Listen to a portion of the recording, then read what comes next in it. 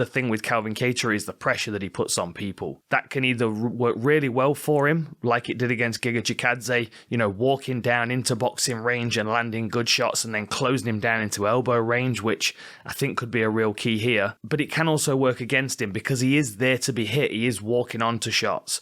And with someone on the other side like Josh Emmett, I feel like he wins the physical power exchange. As far as their records break down, it's actually Calvin Kattar that's got more finishes by TKO on his record. But I do feel like Josh Emmett's the one that's got the more horsepower. Calvin Kattar beats you up by wearing you down, similar to Max Holloway. He was outpaced in the Max Holloway fight, which is, no surprise by Holloway. But usually that's what Calvin Kattar is able to do to other people. And it's the volume of striking which eventually something starts to get through. And you could see it on Giga Chikadze, who's obviously quite used to being hit. He was being pushed and backed up and looking under pressure and never being able to establish his feet so he could start throwing with power shots to make him pay. Josh Emmett is able to muster power very, very easily. We saw him drop Mirsad Bektic with a jab. That beautiful step across right hook that he landed on Michael Johnson. These are the things that Calvin Kattar's got to be really careful of moving forward. He's got some scar tissue. He's had his nose bloodied several times. There is a possibility that he might be walking onto big, powerful shots by Josh Emmett. And even if he's landing equal or more strikes than Josh Emmett's landing, he might be coming off worse. So that's where the power exchange is for me. As far as their records stack up, a couple of interesting things. First of all, they've both got 2 submissions on their record. Josh Emmett's got an arm triangle and a guillotine, and Calvin Kattar's got a guillotine and a triangle.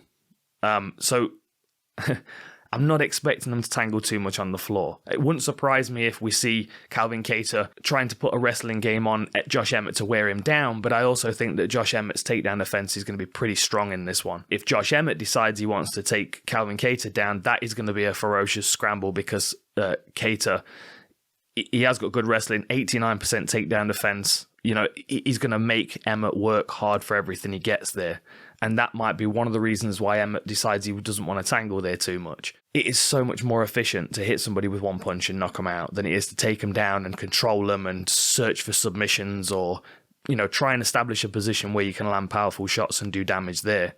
Because Josh Emmett is able to step across and land a clean shot or sting you with a jab as you're walking in and drop you, I feel very much like the game of Emmett will be move around, hit him with power shots and stay mobile.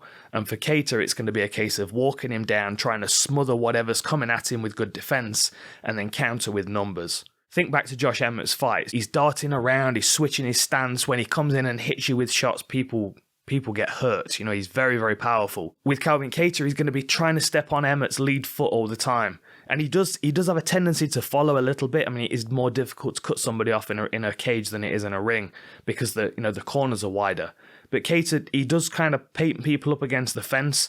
But Josh Emmett being so quick and so good at changing his direction and changing his stance, I feel like he might be one step ahead.